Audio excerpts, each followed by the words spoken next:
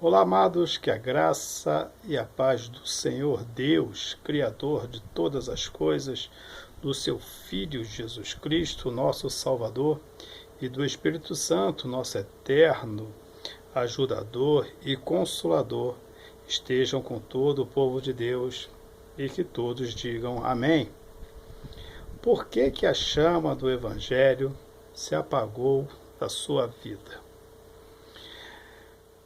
Jesus costumava sempre falar em parábolas, porque parábolas fazia com que as pessoas entendiam uma coisa em cima de outra coisa, de uma história. Então Jesus contava uma história para explicar as coisas espirituais. Eu vou fazer que nem Jesus. Imagine uma pessoa que esteja precisando trabalhar. E alguém fala para ela a respeito de um lugar que está dando vaga. Essa pessoa então é contratada e ela começa a trabalhar. Chegando no trabalho, ela vai ter que se habituar, mesmo que ela tenha experiência, mas vai ter que se acostumar com a nova casa, com as regras da casa, e ela vai ter que se acostumar também com as pessoas que trabalham lá. Quando a pessoa está realmente necessitada de trabalhar, ela não vai dar importância às coisas que estão à volta dela. Ela vai se preocupar com o seu trabalho, se preocupar com as ordens que recebe do seu patrão e se preocupar qual é a sua intenção de estar trabalhando. O que isso vai trazer de bom para ela. A vida espiritual, ela também tem um processo como esse, que passa também pela igreja. A pessoa está precisando de Deus, alguém fala para ela de Deus. Como alguém está precisando de trabalho, essa pessoa precisa de Deus. Como alguém falou para essa pessoa que há vaga em algum trabalho, essa pessoa diz que Deus também está com o coração aberto a receber essa pessoa. E essa pessoa então é convidada para participar de uma igreja. É um método de evangelização, porque no meio do convívio com o povo a pessoa pode deslanchar mais rápido. Chegando nessa igreja, assim como ele chegou no trabalho, essa pessoa vai ter que conhecer as coisas lá como são.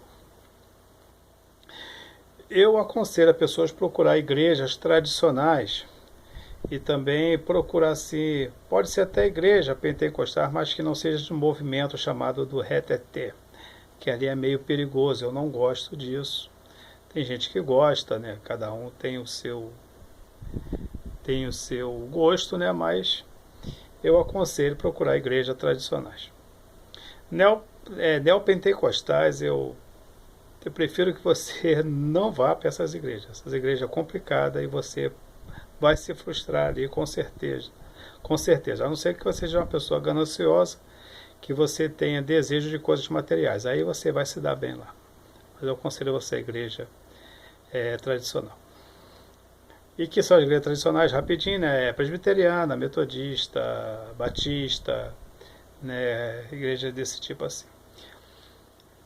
Aí vamos lá. Chegando na igreja, assim como se chega no trabalho, a gente vai observar o quê? Vai observar como é a forma que se trabalha. Observar também os funcionários, né? Se não trabalha, também observamos na igreja. Só que quando nós estamos focados em Deus, nós não vamos estar preocupados com o que está à nossa volta. Nós estamos preocupados com o alvo, que é Cristo. A Bíblia diz seguindo o alvo, né, em direção aos céus, né, que é Cristo, o nosso Senhor. Então, a congregação, que são as pessoas na igreja, porque a igreja somos nós, e nós formamos também uma igreja chamada congregação. Lá existe pessoas ruins. Não sou eu que estou falando, é a Bíblia que diz. Das provas e dificuldades que Paulo passou em toda a sua vida cristã, como apóstolo, ele diz que uma das dificuldades que tinha eram os falsos irmãos. E isso está na igreja. Sempre esteve e sempre estará até que Cristo volte. É o joio de quem Jesus fala. o joio e o trigo? O trigo são os crentes que se preocupam com o Evangelho e têm um alvo em Cristo. E o joio são aqueles que estão lá por tantos e tantos motivos que não seja focar em Cristo, se focar no Evangelho. Então, o que vai acontecer? Jesus também conta uma parábola interessante, que é a parábola do semeador. E toda pessoa que recebe uma palavra, que é evangelizada e aceita Cristo, nem que seja por um instante pequeno, ou aquelas que permanecem até o fim de sua vida na presença de Deus, essas pessoas vão estar enquadradas de alguma forma nessa parábola. Não tem como não estar. Jesus fala que o semeador passou semeando, e aí jogou a semente. E diz que a semente caiu pelo caminho. Esses são os crentes que recebem a palavra e com alegria, né? Ele gosta da palavra, fica entusiasmado, mas as aves do céu vêm e comem a semente.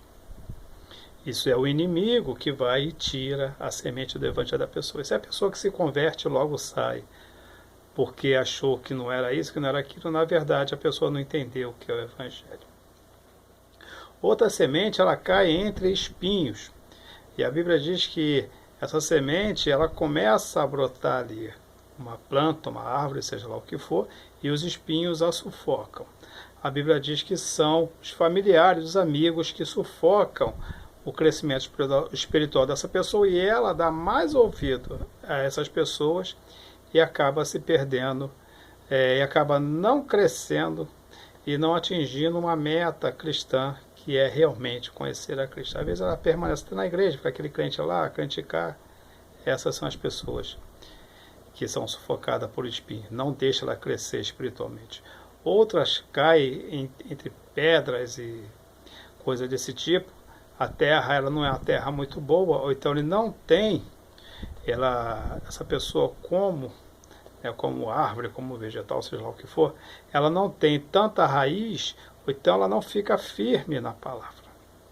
Então, logo que vem um vento, derruba essa árvore. Assim é aquele crente. Logo que vem uma provaçãozinha qualquer, como ele não tem firmamento na palavra, mas ele tem firmamento na congregação, ele está focado nos crentes, qualquer coisinha ele vai cair, vai se frustrar e vai embora. Ou talvez procure outra igreja e procure outra e fica rodando, até encontrar uma igreja boa, que ele não vai encontrar, porque todas são iguais. E tem o outro, que é aquele que vai cair em terra boa.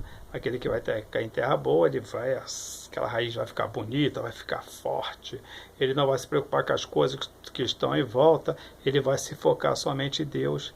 Esse é o crente que atinge o estado que Deus deseja para todos nós. A Bíblia diz que ele irá produzir frutos, né, de 30, 60 e até 100.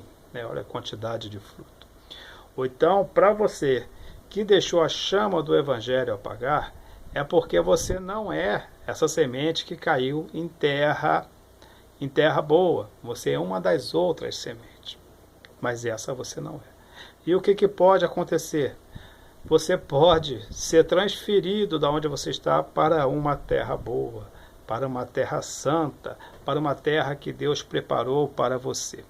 Como é que se faz isso? Ore, peça a Deus, peça para Deus te encher do Espírito Santo, peça para Deus te dar sabedoria e te dar entendimento para que você entenda que o Evangelho não é a igreja, o Evangelho é Cristo. A igreja é o lugar que nós nos reunimos para adorar a Deus, para cultuarmos a Deus, que nós reunimos para orar pelos mais fracos, orarmos uns pelos outros e para também ali elaborarmos estratégia de evangelismo para levar a palavra a outras pessoas. É assim que acontece.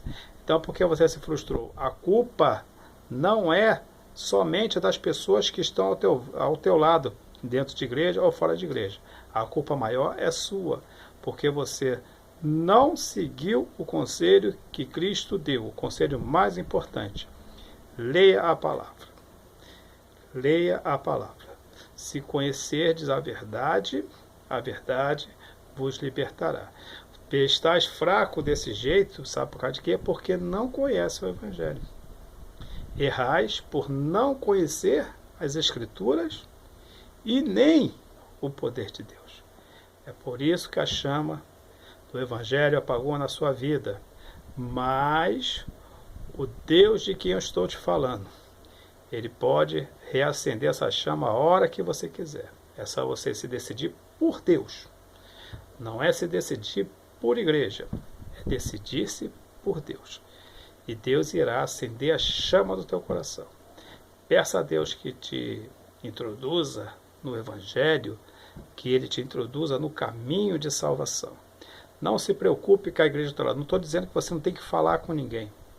Você é uma pessoa inteligente. Você sabe quem presta e quem não presta. Tem gente que não presta dentro da igreja. Isso é verdade. Não presta. Tem gente que não vale nada e está dentro da igreja. Está ali como ferramenta de Satanás. Assim como o joio que os anjos, né, disseram, que os servos daquele Senhor disseram: Senhor, quer que tiremos o joio e queimamos ele? O dono daquela terra disse: não, deixa que ele cresça junto, porque vai chegar o dia, na hora da colheita, a gente pega o joio, coloca nos celeiros, ou a gente pega o trigo e leva para o celeiro, e o joio nós queimamos no fogo. É isso que acontece com o povo, com a igreja. O dia que Cristo vier, o povo salvo será levado para o céu, e os outros serão lançados no fogo, que é o inferno. Ali é a segunda morte. E a Bíblia diz que ali haverá choro e ranger de dentes. Então, foque-se em Deus. Procure Deus. Pessoas do teu lado, você seleciona as que prestam, as que servem. As que não servem, você despreza, e assim você estará tendo uma vida saudável dentro da igreja. A igreja é um hospital, lembre disso. A igreja é um hospital, mas tem gente que vai para o hospital e não se cuida. Assim também é a igreja. E lembre-se que servir a Deus não é difícil. O que é difícil é deixar o pecado. Até a próxima, querendo Deus, um forte abraço e que Deus nos abençoe sempre.